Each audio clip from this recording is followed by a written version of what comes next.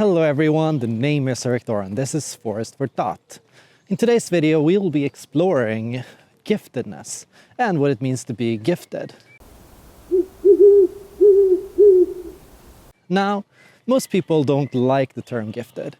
It was created to be a nicer word than just calling somebody a genius, because nobody wants to be called that either. But there are many different names for this kind of a personality. For example, high potential individual. Because this kind of a person doesn't necessarily need to have achieved anything in life. They don't need to be successful. They don't need to be amazing or, incredible in every regard. They can be messy, disorganized, or they can struggle in school and in life and in relationships, right? What does it mean to be gifted? And what are the 4 signs that you are gifted? Sign number 1. You process information faster than average.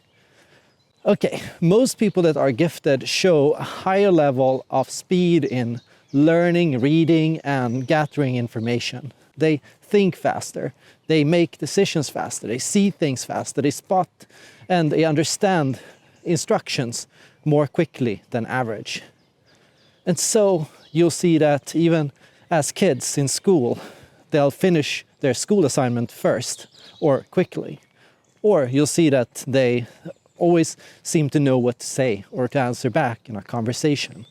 Or you'll notice that they'll be quick to raise their hand and to have an idea or an opinion when asked about something new.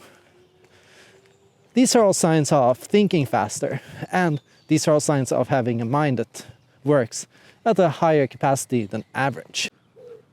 Sign number 2 that you're gifted is that you tend to show an unusual ability for emotional self-regulation.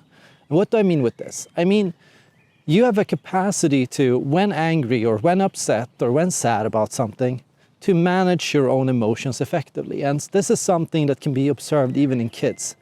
Gifted kids seem more capable on average of holding back anger or learning to find ways to calm themselves if they're upset, or learning to find ways to manage their own emotions, making them need less adult supervision and less support from others. And so, sign number 3 that you're gifted is that you show an unusually high level of sensitivity. And with that I mean you react and you get more emotionally involved in relationships, in conversations, in intellectual discussions, and in the 5 senses and the sensory world and what is happening around you, right? So when you're gifted, you tend to have a higher level of innate sensitivity, which means that you have stronger and more passionate reactions to political discussions. You empathize more easily with other people and you get more emotionally involved in a discussion, and you show a higher level of intensity and energy when discussing different topics and engaging with different activities. This is also something that can lead to being more easily overstimulated and more easily overwhelmed, though, as it means you need more time to decompress and to manage your own energy and emotions after hanging out with other people. Finally, sign number 4 that you're gifted is you show an advanced level of capacity for organization, rules, and structure. This one might surprise you a bit, but gifted kids tend to, on average, be more obedient, which means they follow rules earlier, they learn structure, they learn how to organize and clean up after themselves, and they know how to manage their environment and what to do and what not to do. This also means knowing what's right and wrong to say to people, and what is ethical and unethical, and what is effective and successful and what will help them grow, and what is a good strategy or a process to follow, and what is a bad strategy or process to follow, right? Which also means that they can be less obedient in the sense that they criticize and challenge rules more often, and they criticize and see better ways of solving problems, and they spot injustice and unethical behavior in other people and in adults from an earlier age. And so if you have any of these signs, that's already one sign that you're gifted, right? And the more of these you have, the more likely it is that you are a gifted person.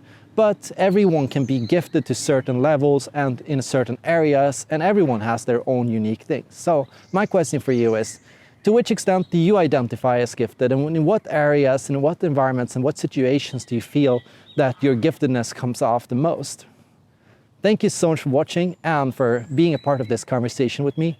I can't wait to make more videos about this topic. Let's keep on exploring the forest of our mind.